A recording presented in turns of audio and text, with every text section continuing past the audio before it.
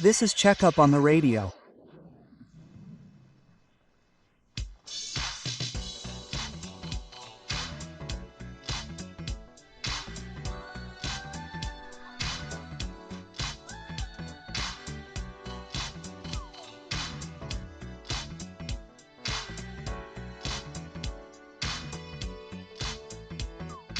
Look, in today's Checkup on the Radio we're going to talk about a very common mistake.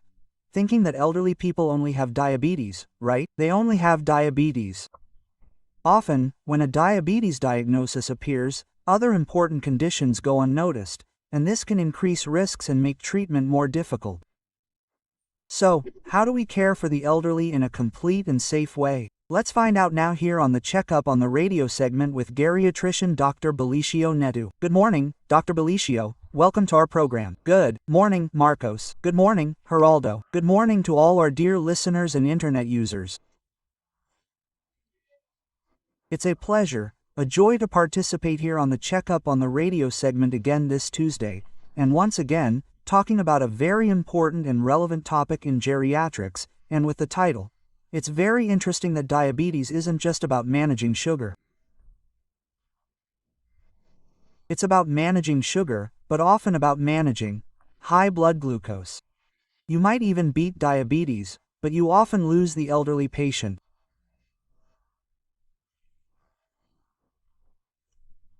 And this theme, this call to remember that diabetes comes in conjunction with other diseases in elderly people, makes all the difference because, as I said at the beginning, if you only think about diabetes, you might lose others to other diseases, right?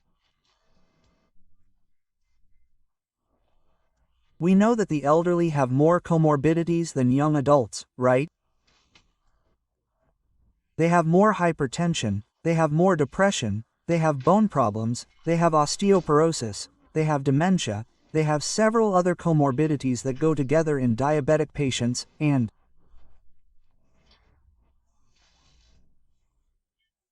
one can harm the other, and vice versa. And a large part of the patients who are diabetic are elderly, right? Some estimates reach up to 40% of people who have diabetes are elderly, right? And if you consider those people who are close to entering old age, this can reach up to 50%. So, a large portion of people with diabetes, the vast majority of diabetic individuals, are elderly. And we have to understand, it's fundamental to understand this global context, that the elderly cannot be solely focused on diabetes. Of course, it's a treacherous disease, a silent disease, where the individual has high blood sugar, high glucose levels. This sugar destroys various structures, various organs, most of the time without the patient having any symptoms, especially the elderly, who have atypical symptoms.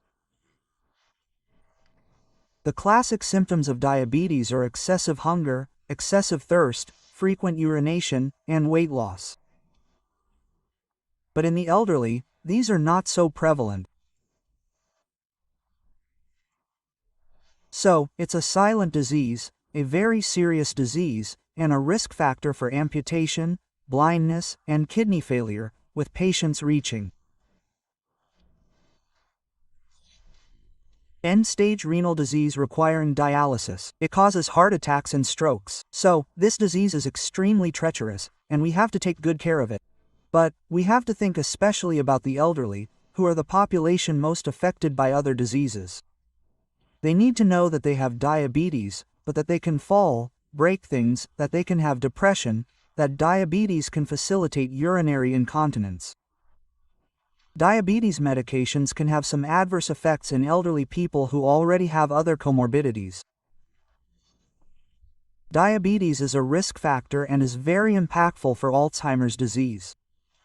So nowadays, people even talk about type 3 diabetes, right? There's type 1, type 2, and type 3 would be that diabetes in the brain, right? My question was this: what kind of diabetes would that be?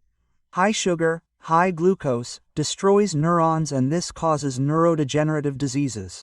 The most common, The most classic is Alzheimer's, right? So we know that diabetes causes Alzheimer's, right? Is there any relation with diabetic neuropathy or not? Is it unrelated? Yes, yes. High blood sugar is like a general rust inside our bodies. It corrodes from the inside and corrodes various structures, right? It even corrodes nerve structures. We have sensitivity in our feet because there's a nerve structure that signals to the brain that you're in pain, that it's hot, that it's cold, that you're stepping on something. So, these nerve endings, with this high sugar, with this high glucose in the blood, I'm trying to use more accessible language for the listener, for the internet user, it destroys the innervation, especially the peripheral innervation. And patients who have neuropathy. This happens precisely because of this destruction of the innervation. The patient loses this sensitivity and develops the well-known diabetic neuropathy, which is the loss of sensitivity, sometimes causing pain, that neuropathic pain. Diabetic neuropathy is one of the relationships between diabetes and elderly patients who require extra care. Diabetic neuropathy greatly increases the risk of falls. Elderly patients with diabetic neuropathy have weaker bones, are sarcopenic, and have little muscle mass. Elderly diabetics are much more sarcopenic, and sarcopenia, which is the loss of muscle mass, worsens the treatment and makes diabetes treatment more difficult. Muscle is what?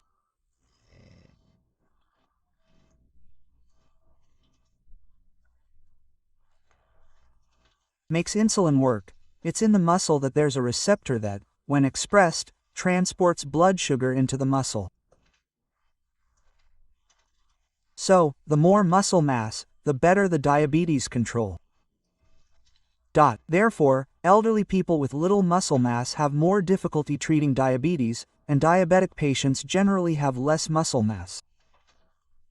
This is something that feeds on itself, associated with loss of sensation, neuropathy, there's a lot of pain, reduced mobility, the risk of falls increases. So, it's a disease that is related to others.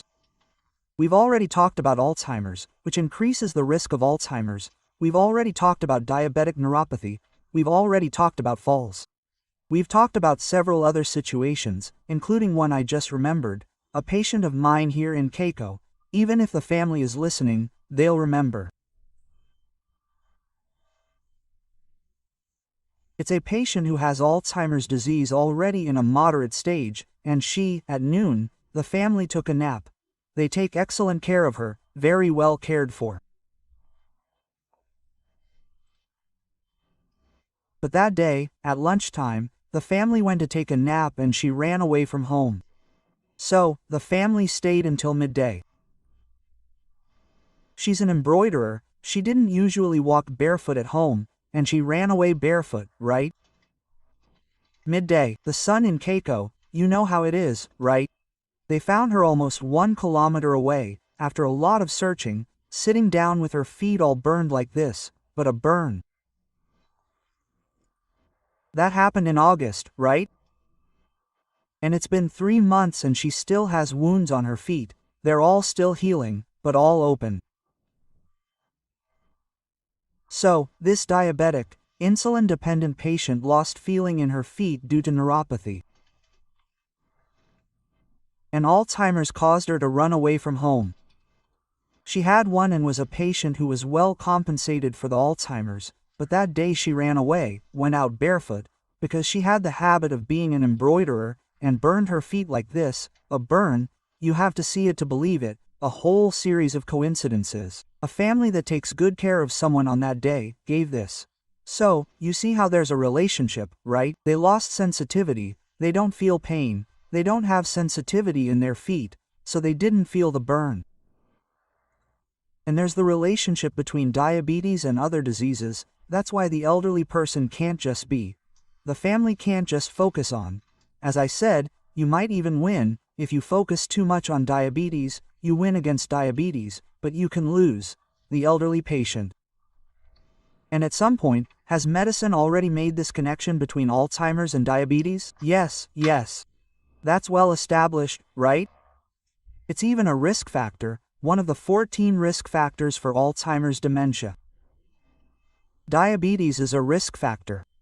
Yes, there is a relationship between the brain and the brain cell, the neuron. When it's subjected to a higher level of sugar, it tends to break down, it tends to die, so you have more neurodegenerative diseases. In fact, in the long term, besides developing Alzheimer's dementia, diabetes, when it's very high, causes mental confusion in the elderly. Sometimes the patient comes to the consultation thinking that it's already established dementia, but sometimes the diabetes is very high, it only caused acute mental confusion, and when we lower the blood sugar, it improves. Conversely, when glucose is very low, sometimes because you're taking a high dose and not eating well, you can come in with mental confusion. And another thing we've already mentioned, right? It's already been linked to the bear, to the legs, to neuropathy, and it has an important relationship with hypertension. Those two diseases are the two comorbidities that kill the most from heart attacks and strokes. They are two comorbidities that, when combined, are terrible for humans, right? They are comorbidities with high lethality. So, the elderly, the majority of people with hypertension. They are the majority of people with hypertension. Almost half of diabetics are elderly, and the elderly already have their comorbidities. The family has to be attentive to this, not to think that an elderly diabetic is outside the need for care for other diseases. In fact, we were talking about bones. Diabetes also has a relationship with bones. A patient with diabetes has a higher risk of fracture. We have an instrument that calculates the risk of fractures in elderly patients called FRAX. And diabetes is an additional risk factor for these elderly people. They have a higher risk of fracture. So there's also a relationship with osteoporosis. What happens if a family, for example, only focuses on glucose and forgets about the rest of their health? They lose the elderly person, right? They lose. Even in terms of life, they really lose, that's how. I mean it, they lose. The war, they win a battle, but they lose the war. They will unconsciously, if they don't have the discernment to understand that, okay, they have this diabetes, I need to administer these insulins or take this medication, they need to follow this diet, they need to do this physical activity, but they also need to take care of other things. As I said, it's the segment of the population that has the most chronic non-communicable degenerative diseases. This segment of the population has higher rates of hypertension, bone disease, Alzheimer's, depression, and sleep disorders, making them more vulnerable to nutritional risks. Therefore, great care must be taken with very restrictive diets. They cannot be too aggressive. Care must be taken in maintaining muscle health, as I mentioned. An elderly person who loses muscle mass, an elderly person with sarcopenia, in addition to worsening and making diabetes treatment more difficult, experiences increased fatigue and other vulnerabilities. An elderly person with diabetes also experiences more depression. If the family focuses solely on the diabetes, they may lose this elderly person who needs comprehensive care. It's not just about taking care, as I said, I've already talked about the importance of the lethality, the severity, which is, diabetes, but you can't lose focus on other diseases that are also very serious or as serious as diabetes. These diseases together impact the daily life of the elderly, they really do. I gave the example of the patient who burned their feet, but it can impact, for example, their diet. Since they have diabetes, they take some medications that can decrease their appetite. The elderly person has a higher risk of malnutrition.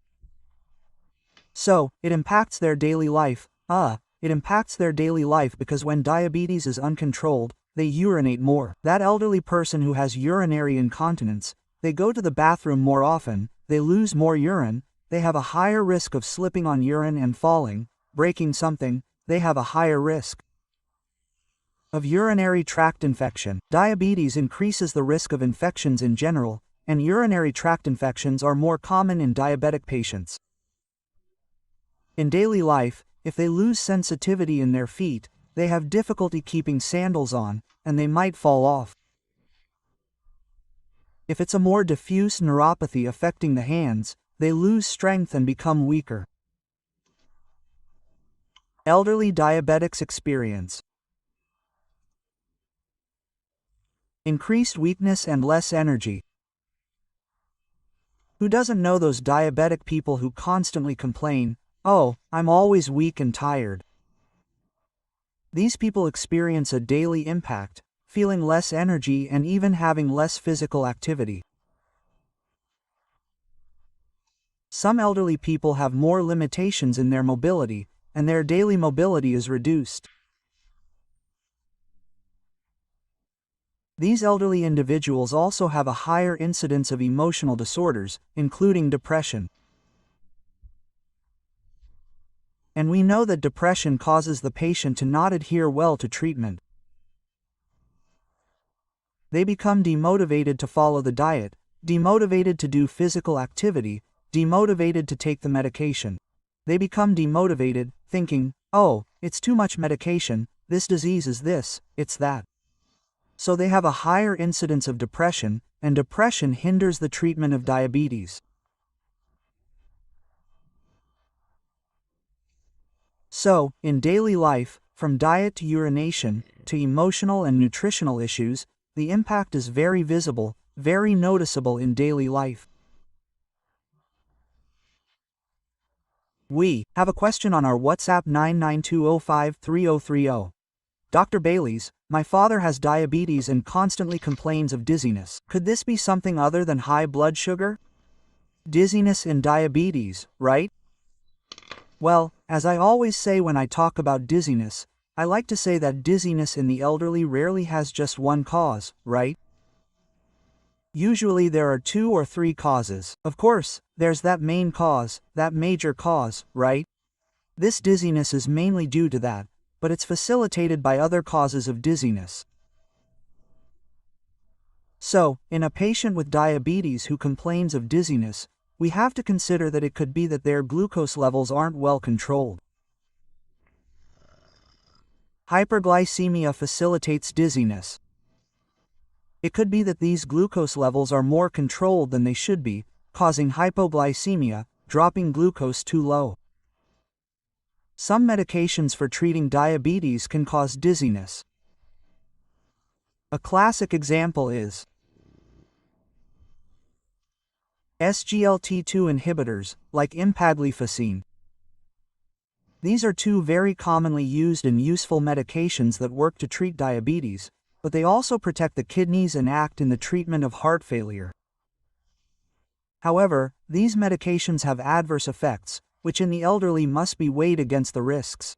They can cause dizziness due to a type of dizziness called orthostatic hyperplasia. Well, when this patient stands up, he feels faint, his blood pressure drops.